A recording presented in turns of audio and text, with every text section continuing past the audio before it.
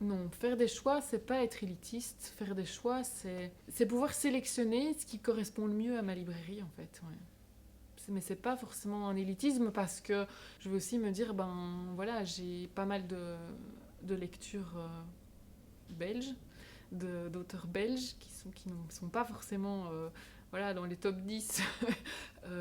Et ben, je trouve ça aussi important de pouvoir de les lire et de les présenter parce qu'il y a des petites pépites dans ces livres. Et ouais, moi j'aime beaucoup la littérature belge en fait.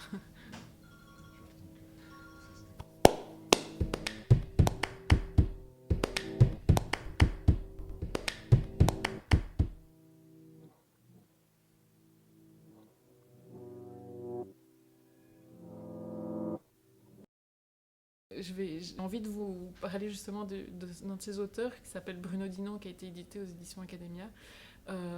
C'est un auteur, son livre est juste, c'est de l'humour belge en fait. On se dit, mais enfin, voilà, ça ne peut marcher qu'en Belgique, je pense, mais c'est vraiment, vraiment très très bien fait. Qui n'a jamais dans sa vie eu la demande de quelqu'un qu'il apprécie beaucoup, mais donc cette personne n'a jamais eu rien à faire de soi, et qui un jour se retourne enfin vers soi et il dit j'ai besoin que tu me donnes un coup de main pour quelque chose.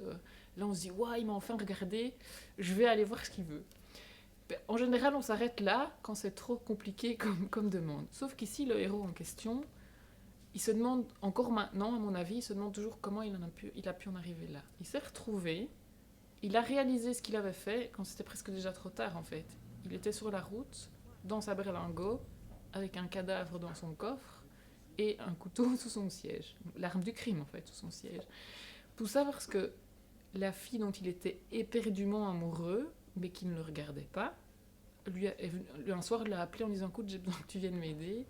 Et il a embarqué le cadavre pour lui faire plaisir, il a pris le couteau pour lui faire plaisir en se disant elle va enfin me regarder.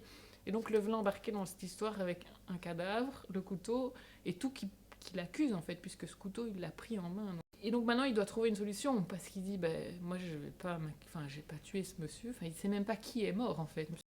Qu'est-ce qui lui est passé par la tête à l'auteur d'aller écrire un truc pareil quoi.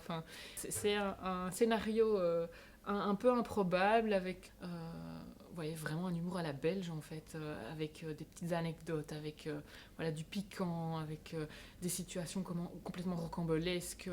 Je pense que c'est un auteur qui n'est pas connu. C'est une petite maison d'édition, Academia, qui est ici sur Louvain-la-Neuve. Ils ont des auteurs essentiellement du Brabant wallon, ou en tout cas, oui, du Brabant wallon jusque Jamblou, enfin voilà. Ils étaient plus pour, avec des livres plus historiques ou plus d'académie, enfin du supérieur en fait, avec des sujets parfois un peu plus compliqués. C'est un nouveau créneau qu'ils ont ouvert, donc je pense qu'ils n'ont pas encore la chance d'être connus aussi non plus dans ce créneau-là, mais ouais, ça vaut la peine d'aller voir quand même les romans Academia. L'homme dans le berlingot avec le cadavre et le couteau, bah ouais, on se dit que ça pourrait arriver en fait à n'importe qui d'aller aider quelqu'un et au final on se rend compte qu'on n'aurait peut-être pas dû.